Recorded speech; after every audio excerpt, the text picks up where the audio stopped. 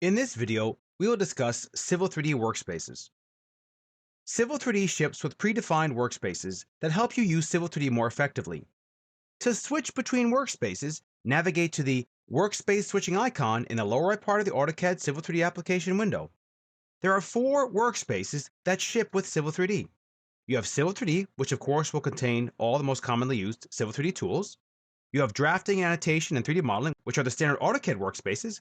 And lastly, you have Planning Analysis, which is basically the Map 3D functionality in Civil 3D.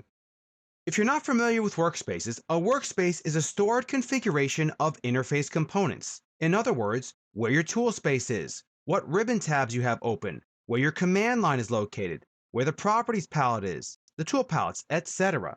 It is recommended to start out with the Civil 3D workspace and then do a Save Current As. Then give it a name, something like your initials -C3D or something like that, and then click Save.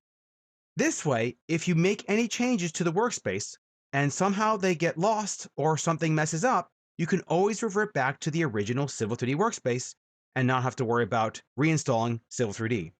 One of the other things to note is your workspace settings. Let's click on the workspace switching icon and navigate to the workspace settings location. By default, do not save changes to workspace is switched on. You want to make sure you set this to automatically save workspace changes. That way, if you, let's say, you move a tool palette around or add a toolbar to your interface, if you have this set to do not save changes, your changes will not be saved and Civil 3D will revert back to the original workspace.